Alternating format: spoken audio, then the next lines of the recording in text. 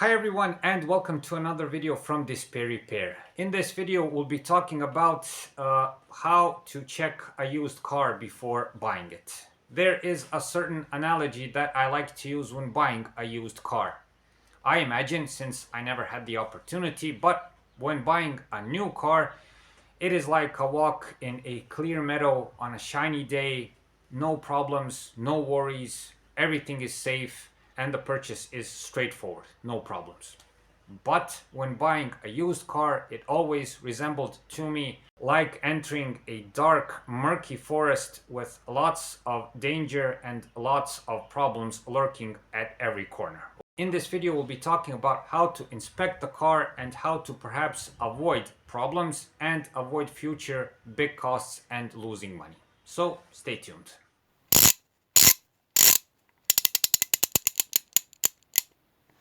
DisplayRepair.com. Be sure to visit us at our website DisplayRepair.com, where you can find more useful car and driving tips. So you've arrived at the car lot or wherever the car is sold. Now the first thing you should do is check the car body. Two things are most important to look at: the seams between all the body panels and parts and the paint job. If all of the seams are equal without any discrepancies or inequalities, consider buying that car. If you see discrepancies, for instance, between the bumper and fender, between the hood and fenders, the fenders and the bumper, the doors and the sills, the seams between the trunk door and the body, the headlights and the rear lamps against the body or else, that's a sign that the car has been tampered with in some way. Regarding the paint job, check all the body panels. If you see any difference in the color or shade between them, be careful. It doesn't have to be a big sign of trouble, but know there was some sort of intervention in the past. All in all, what you want to see is the nearest condition to a factory body as possible. That is, free of accidents and has a factory paint job. Chipped paint, small scratches, and smaller dings can be tolerated. These are all signs of normal wear and tear.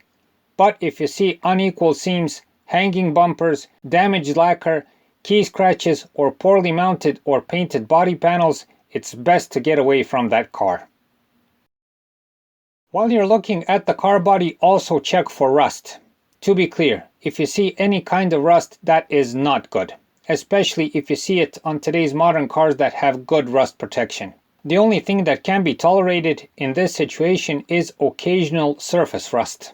This can perhaps be easily fixed, and it can also help lower the car's price a bit. But if you see traces of serious and deep rust on the sills, floor panels, on the tailgate, around the rear lamps or else, be sure that that car is nothing but trouble. It can even be dangerous to drive, and best stay away from it. Speaking about rust, also check the car's underbody. If possible, kneel down and give the floor panels, sills, and else a very good look.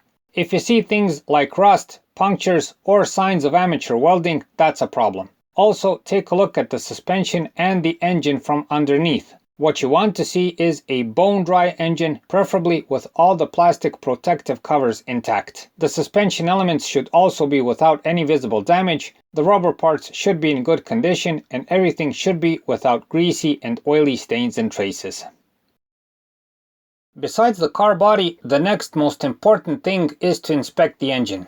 What we will show you is a quick and superficial inspection. This can be done in more detail, and perhaps we will make a video on this topic in the future where we will show you how to do a more in-depth inspection. Now, first make sure that the engine is cold when you check it, since some problems appear only then and disappear when the engine reaches working temperature. Be careful if the engine is heated up already, someone may want to hide some problem. Next, take a look at the engine bay. What you want to see is an engine bay that is nice, dry, and closest to factory conditions. If you see traces of mud, filth, and cobwebs, don't worry. These are usually all signs of normal usage or some kind of neglect. The most important thing is that everything is dry and in place.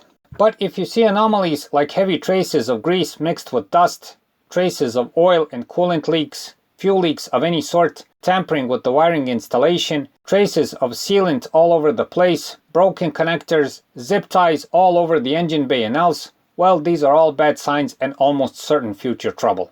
Also, you can open the coolant bottle and take a look inside.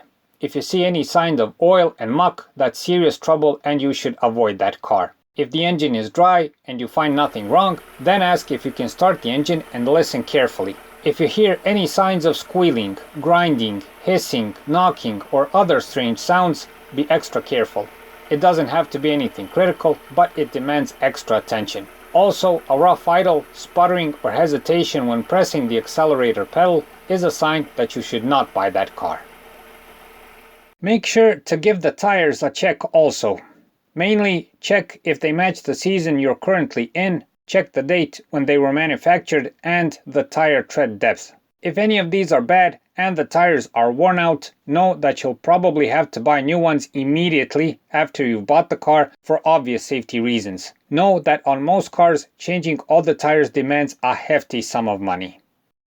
While the engine is running, check that all the dashboard warning lights are off. If you see a check engine light, an airbag light, or some other warning sign while the engine is running, be on the lookout. This can be a sign of major issues in the past or in the future. At least ask the owner about it, maybe there's a good explanation. Nevertheless, it usually isn't a good sign. After the engine, make a quick and easy inspection of the suspension and shock absorbers since these repairs tend to be costly. If possible, rock and swing the car up and down a bit. If the shocks are okay, the car will swing once and it will stop. But if the car continues to swing a couple of times, that's a bad sign. Also, pay attention to any noises while rocking and swinging the car. If you hear any kind of noise, like squeaking, clicking, thumping, or something else while rocking the car, there may be a problem. Next, take a good look at the interior of the car. Again, what you want to see is a condition that is as near to the factory condition as possible. Some minor tears or scratches can be tolerated to some extent, and these are all signs of normal wear and tear. But big tears, bad smells, a shabby and worn out steering wheel, worn out pedals, missing panel clips, damaged or even worse, missing trim panels are not a good sign, and best stay away from that car. Also, the condition of the interior tells you a story about the previous owner and how he or she treated the car. If the interior is bad, probably the rest of the maintenance is the same, and vice versa. While you're in the passenger cabin, if possible, try out all of the appliances you can get your hands on. This means the basics like the wipers, handbrake, turn lights, headlights, hazard lights, and more. But more importantly, try all the window lifters, try out all the commands of the climate control, try the sunroof if there is one, try the electric seats, check the servo steering, check the multimedia system especially, and else. If you notice that any of these do not work, be aware that most of them cost serious money and time to fix. Be sure to mention any problem you notice to the seller, especially if you want to buy the car, and without any hesitation ask for a price reduction. If all of these important previous checks are okay and you're satisfied with the car and you really like it, you should run the car's VIN number through a digital app. For most apps you have to pay, of course, but every cent is worth it since you get a very good and accurate report if the car has been in an accident. You get pictures of the damage if there was any, the accurate mileage, and a lot more very important and useful information. After you've done this, and if all the data checks out okay, then proceed further. But if there are any doubts or differences when getting this information, best forget about buying that car. Next, if checking the VIN through the app was okay, ask for all the paperwork regarding that car that's valid and legal in your country, like proof of registration, insurance policies, and other important documents. Take a good look at the expiry dates if there are any, customs papers, take a look at the proof of ownership, that the correct VIN number is written on it, and all the other crucial documents. To avoid future big problems, make sure that all the important documents are original if your country demands it, that all the originals have stamps, and that all the data is valid and accurate. If you're a serious buyer for the car, ask about a maintenance log. What is a maintenance log? It is a record of all the maintenance that has been done, preferably from the moment the car was bought and starting to be used to the present day. That is in ideal conditions. The maintenance log comes in two forms. It is either in written form, like this, like a book, or in electronic form. Either of them, if they are well kept, if the data in there is precisely put in and recorded, it is worth gold. It is money in the bank. If you find a used car with a good maintenance log, with a true maintenance log, you are on a very good path to buy a very good car, even if it has high mileage on it, trust me. Opposed to this, if you find a car that has no maintenance logs at all, which is, for instance, the usual occurrence in my country, you should be very, very careful, okay? This does not necessarily mean that the car is bad, nor that the previous owner didn't do any of the maintenance that he or she said, but you know, all you have to rely on is the words of that previous owner, okay? Which can be like this or that. My recommendation on this part would be at least to ask for some sort of receipt or some sort of written proof that that has been done. This goes double for big repairs like the dual mass flywheel, like changing the timing belt, like changing the tires, and other sorts of expensive repairs. If the owner has those receipts for labor, for the parts, for everything else, then that's pretty much okay also.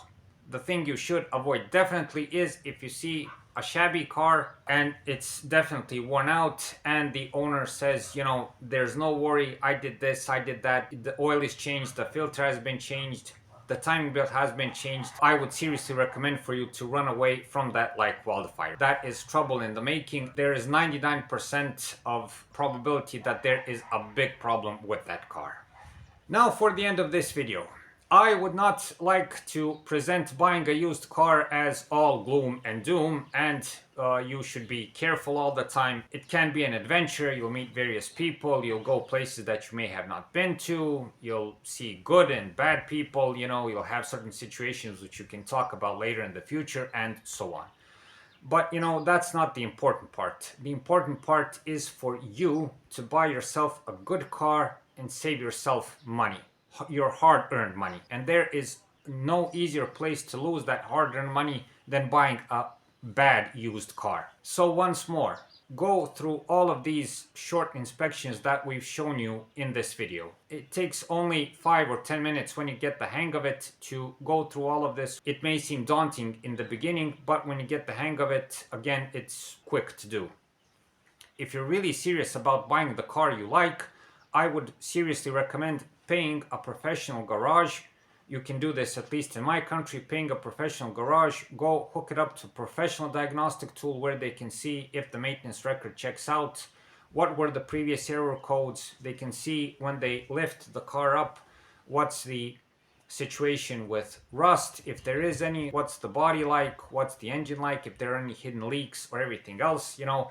So that's a very good thing to do. It may cost some money, but it's better than to give a huge amount of money on a bad car. Again, opposed to this, if you see a car with a shabby interior, a car especially that paintwork has been done on certain parts of the car, avoid that. If you see an engine bay that is tampered with, if you see that, because there are various car enthusiasts that like to do things but they don't know how to do it properly, if you see things have been broken, tampered with, if you see lots of zip ties and everything else, you should get away from that as soon as possible. Despite the fact that you may like the car for some reason, get away from it. It is trouble in the making, and you're the one who will pay the price.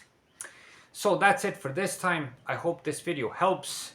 Please be careful when buying a used car. Have fun, but keep your eyes peeled. The only person who will pay that mistake is you. Thank you for watching, thank you for your time, and see you in the next video.